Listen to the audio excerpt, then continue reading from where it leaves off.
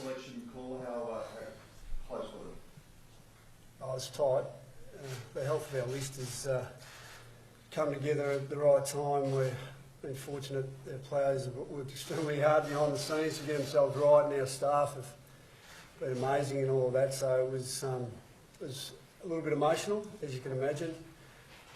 But I think you'd understand. You've seen Alex Keith have a sensational year for us, and Cody has really come along in leaps and probably legitimate bounds. And so it was quite obvious that they needed to come back into the side.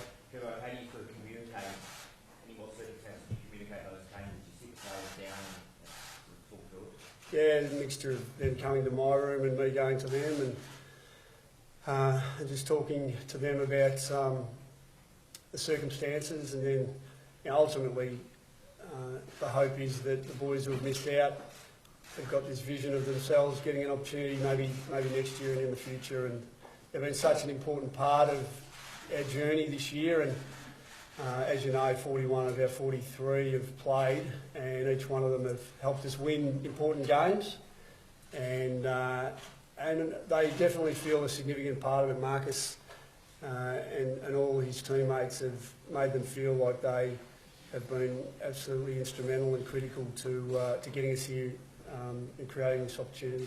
Did it come down to Zane's experience in the grand final overrun? Not necessarily.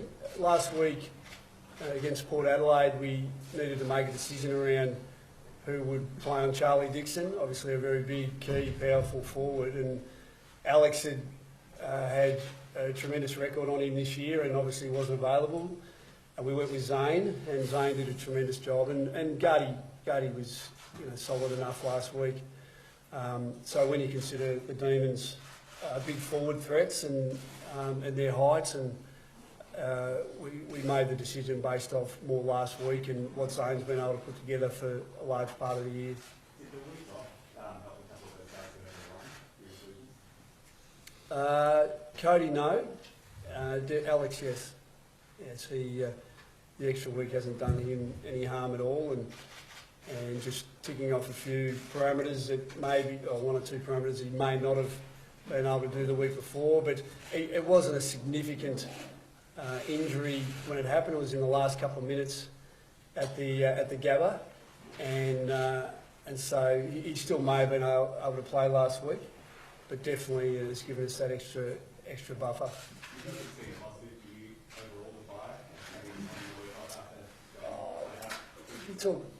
Consider Alex's circumstances maybe, but we, off the back of our momentum and how we felt, after the Port Adelaide preliminary final, then we were ready to go again the next week. So I don't think it's. I'm on record historically saying that even the pre-finals bye I wasn't necessarily in favour of, and I'm a little bit apathetic now. It's here, neither here nor there really. It is what it is, and we all deal with it. How's the week off your group, Simon? Do you feel like you've handled it well? Oh, we've handled it the same way that we handled the week off before. We've trained hard, we've done a lot of competitive work. We feel like our game's in good shape, and our players are ready. And it's been about preparing their mindset for the challenge ahead. And I think we all know what this game represents and the challenge that it does represent. And we feel like we're prepared as best we can. I think it's true of you guys. You guys have trained hard all season. You ramp it up slightly this week given the comparative lack of games for the past month compared to the last. Oh no, we just trained the way we normally would. We trained to a high level. We trained competitiveness, and we did some match simulation last Saturday to represent a game. And as I said, we've gone into a normal week this week. So we prepare normally. We do train hard, but that's the way we get the best out of our playing group.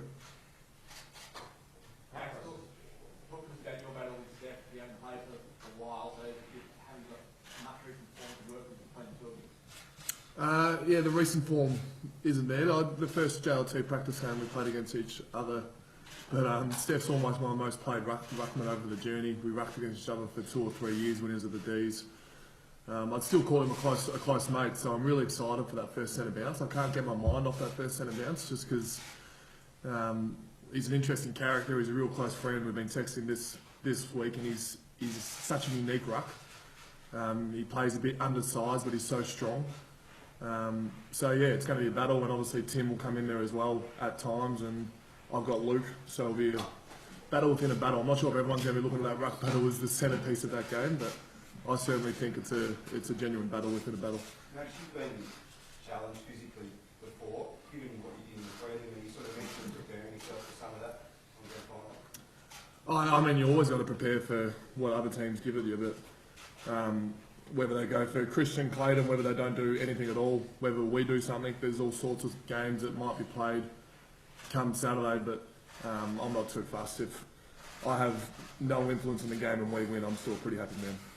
Look, the parallel between 2016 and this year, we can probably talk about another time, but you've been here before, Simon hasn't, and you've been the Hunters before. Does it feel like that again, and do you think you can gain any advantage over that experience versus a team that hasn't?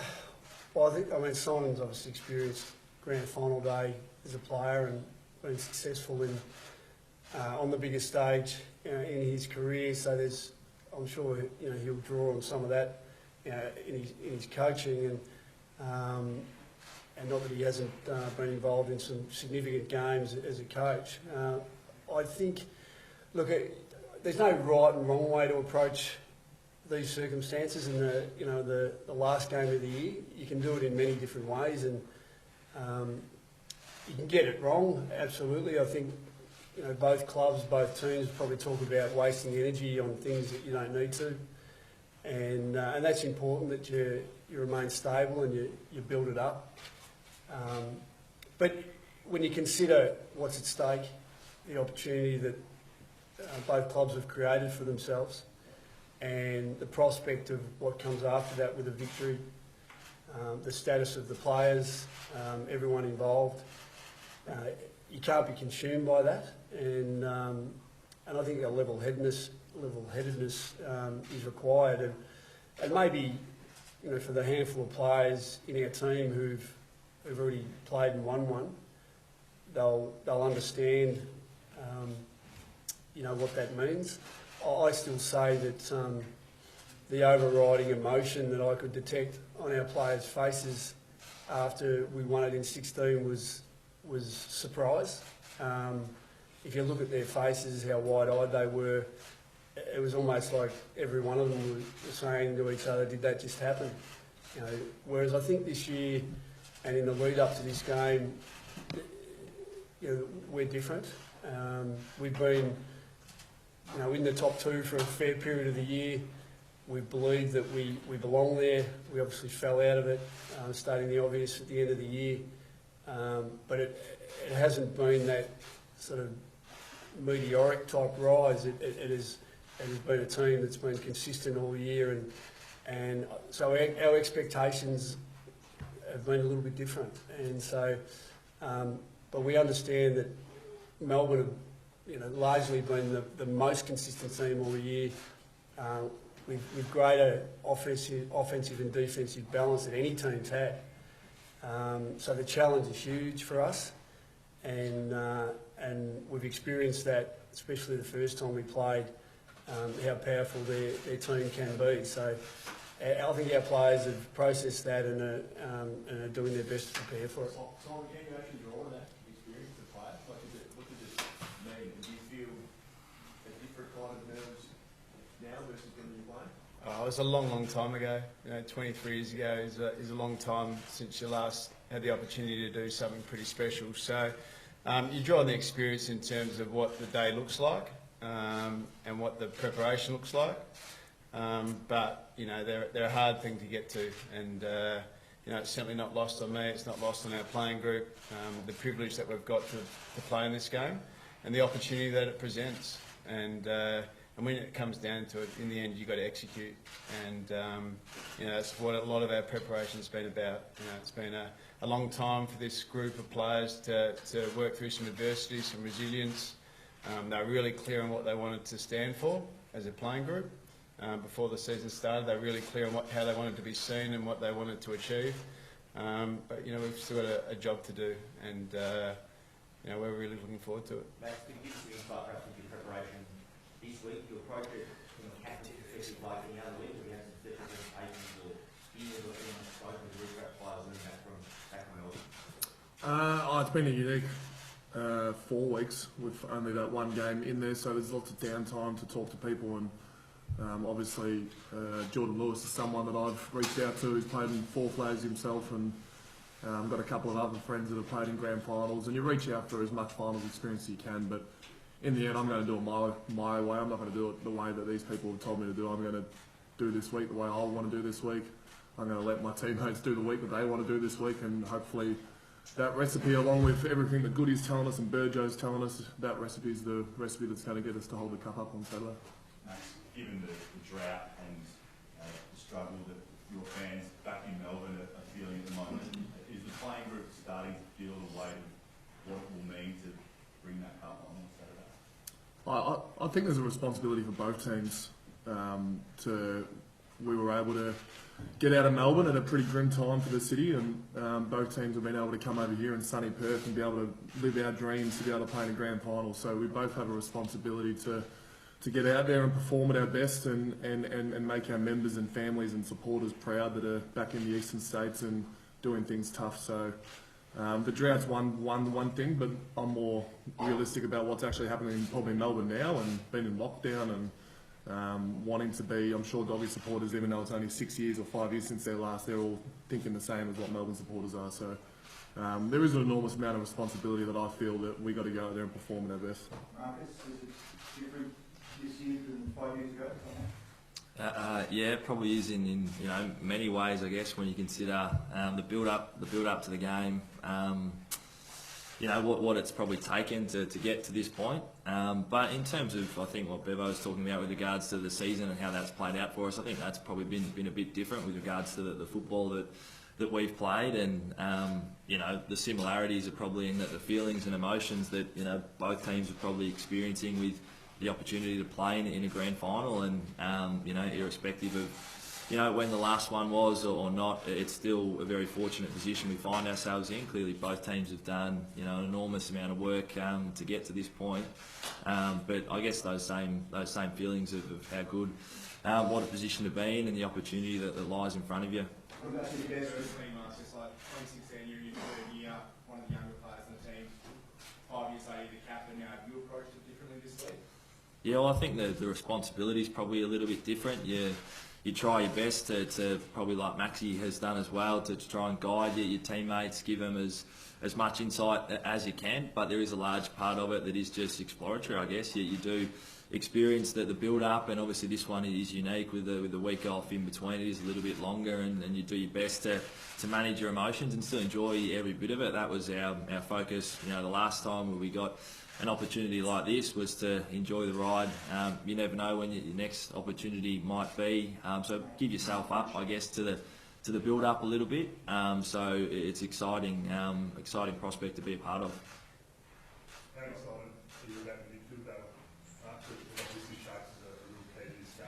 Does that excite you? Yeah, it does. I think every game, the opportunity to go up against the best in the comp is clearly a challenge and exciting, and we've played each other twice, the 3 times including the pre-season game, so we've both got a good understanding of what both teams are capable of, and it doesn't take you too long to realise how strong, based on the names and the quality of opponents sitting in the opposition midfield, to understand the capability and the strength that the Melbourne boys have all across the ground, particularly with their midfield, and obviously the big fella and the quality that he possesses. So it's obviously going to shape, I guess, some part of the game. It's an exciting prospect to be a part of. Luke, I think from memory there, you might have thrown Shaq in defence at one point around last year. Do you expect any coaching curveballs tonight, or a lot of permutations and situations that will be predictable from a matchup perspective?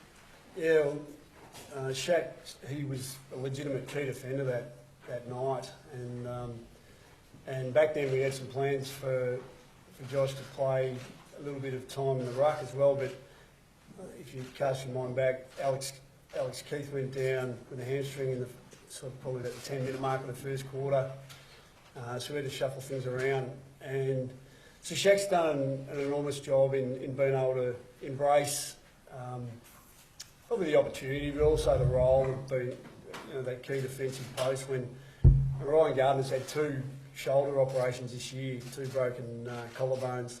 So he's had a tumultuous year, the young fella. And you know, with him out and Alex going down, we needed Josh to stand up as a defender, and he was tremendous for a few weeks. And now, yeah, he's probably in more of a familiar role of playing that key forward post. But now he presents as that player who can play at either end, and we've always had players who can swing, who are your medium smalls, who can play high half back, high half forward, wing, inside at times. We've probably never, in recent times, haven't had anyone who we've swung either end, and Shaq can do that. And so he becomes that utility that we haven't had. He becomes that extra height that we haven't had either. If he plays forward against the Demons, and you know, because last time we really only had Jamara played last time and Josh Bruce played last time, so our forward mix is very, very different to what it was.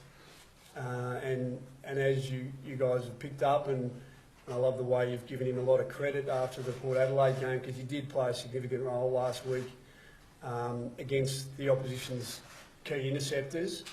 And so he's got an absolutely critical role to play tomorrow, when he seems to be really enjoying it and loving the fact that he's, you know, probably for the first time in his career, he's getting some love, and he's the centre of attention around the influence he's having on the field.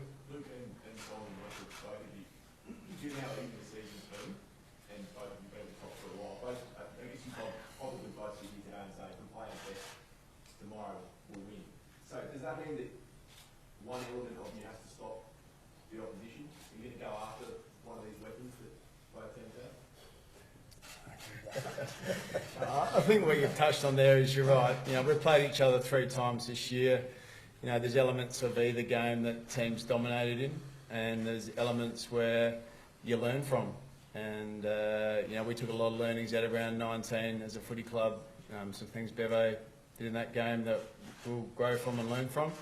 And we actually made some changes post that. So I think both teams would sit here and say they've learned a lot about each other. And we'll have some plans. We'll be ready, and yeah, it'll be about execution in the end. Rudy, what about in terms of the style of the game? Obviously, throwing in the grand final aspect can change it. What are you expecting in that sort of sense? Well, both teams are 1 and 2 in contested footy, so you can tell it's going to be a pretty contested game. There's no doubt about that, and that's what grand finals are. You know, they're teams that are prepared to establish the way the game looks pretty early on. So that'll be our challenge, to start the game in a manner that establishes the game early, as I'm sure the Dogs will be looking to do the same thing. Simon, how big a challenge is their midfield? It looks like the deepest midfield in the competition. Yeah, it's enormous. You know, they've obviously got a lot of mids that can go through there. It's full of quality, and you know, they use their half forwards in a way that enables them to generate, you know, the game that they want. So you know, they're a quality outfit. They run really deep. They're healthy, and it's going to be a really pivotal battle to see who gets the game on their terms. There's no question about that. And their talent and their work ethic was very impressive against Port Adelaide last week. So we know the challenge is there, and one that we've been preparing for. Max, the last time your club won a premiership, you finished 9 premiers, and the Olympics were held in Tokyo. I know a lot of time has passed, but do you believe you say that this is a romance to your story? That's news to me. It's, I mean, I understand the minor flag gets you in the best position to play finals, and if you do look at the 2 ways the clubs have gone about it, ours has been quite different to the Doggies. Which one is the better way to go about it, I'm not too sure, but I mean, it's been a long time for our supporters to be able to see a premiership. We had a good team in the early 2000s, we had a good team in the late 80s, and we had a really good team back in the 60s when we were able to hold it up. Hopefully this is the team, hopefully this happens on Saturday. Hopefully we're able to get sustained success over the next 3 or 4 years, but I'm just really excited that our fans have been able to have this journey, because they have been starved of pretty much finals football since 2008 to 18, and before that was 2006. So like I said before, the early question, there's a lot of responsibility on both clubs to represent their supporters as much as possible, but probably ours, with that 57-year drought, there is a tad little bit more of responsibility. What have you made of the support base here? I mean, the prelim final, pretty much a full house. This week we've got kids getting played these smooth haircuts in the city, all sorts of craziness sort of happening. It would be made of the way a state that doesn't have a massive amount of fans of these two teams here embrace, you guys embrace this game. Yeah, I do say I would have loved to play this game at the MCG in front of our home crowd, but this is the very next best thing. The city's really turned it on. Not that we're 40 minutes out of town, but if you come into town, it's pretty crazy. There's a lot of footy fans around. We were able to get a really good support base for the game against Geelong. It felt like a real Melbourne crowd. I'm not sure if there's a few neutrals that have jumped on the Melbourne wagon, but if they have, thank you for the support that was there pre-league night. And I'm sure the support will be there again throughout today through the captain's run and then also tomorrow. So, yeah, I feel really privileged to play in this town and be able to play a grand final, first one in Perth. And I'm really, really happy that the fans, West Coast and Freo fans, have really jumped on board and taken either one of these sides. With the sign up, what kind, do you have any different plans with your medical stuff, given that it's a grand final, there's not the games this season, and with the players, there's a potential that they may not get off the ground. I mean, how do you see that, impacting them?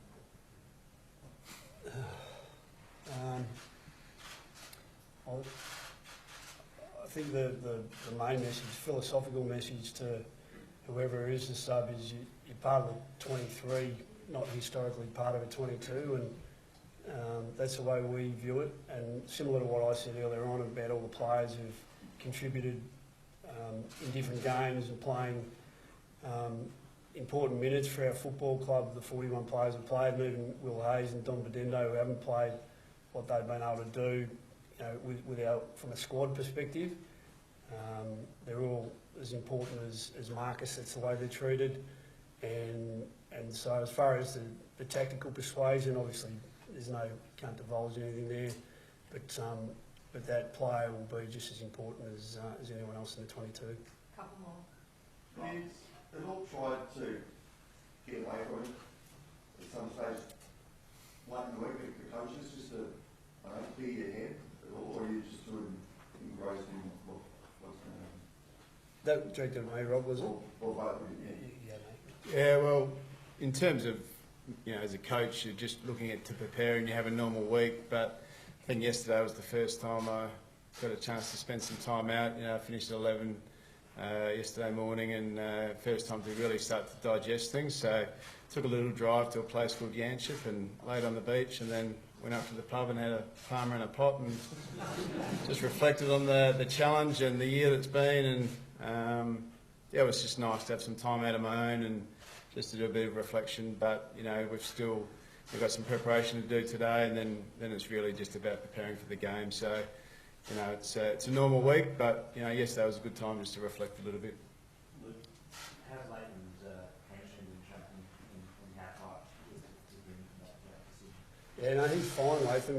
He just copped a knock in the glute, which seized him up a little bit. So it was more precautionary, and then because we didn't know at the time, you can't get put him through the scanner in real time, so he had to come out of the game.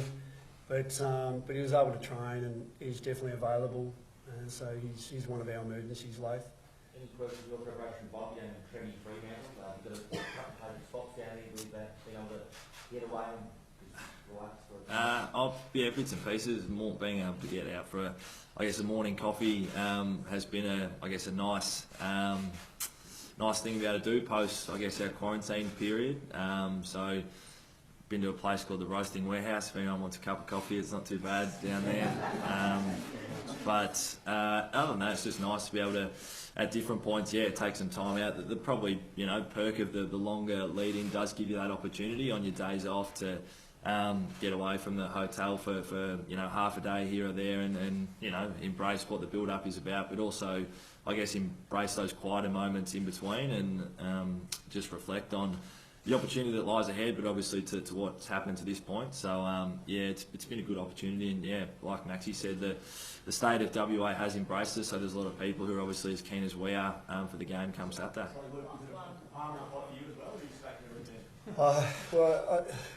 All our staff love to exercise. So as Marcus said, just coming out of quarantine, we're actually able to partake in some of the external opportunities. So I mean, most of my days have been when I've had some downtime, swimming in the Fremantle pool, went to the Scarborough pool yesterday and swam down there, and not swimming too far out in the Indian Ocean with the little men in grey suits out there over here in WA.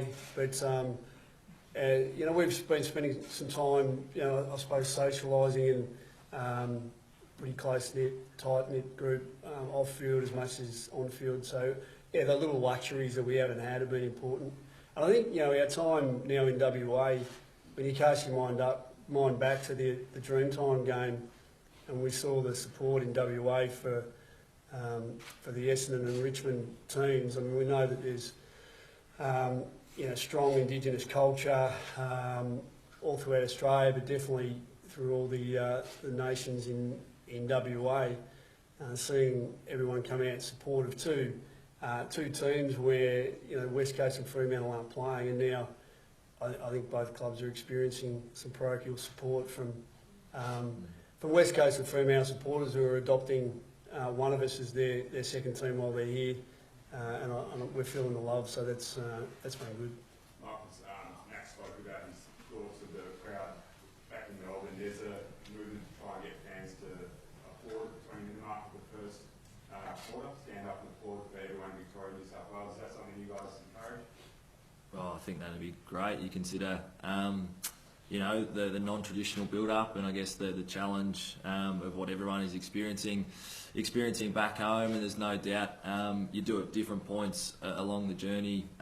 Reflect on, you know, obviously all the great things that we're experiencing here, but how things are different, and then those that aren't experiencing, I guess, the traditional build-up, particularly for, I guess, family and friends, and those who you'd love to have a part of, you know, the journey, and they really are such a big part of your footballing lives, and obviously everything outside of that.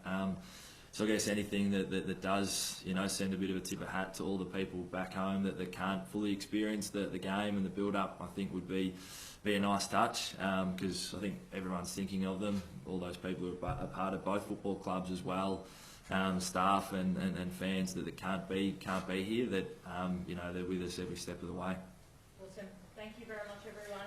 Thanks, Journos and cameras, if you can please leave out rear door. Marcus and Max, can you please go to that little outlet there where you wear your full kit? Yep. When you're done. And then while I've got you, the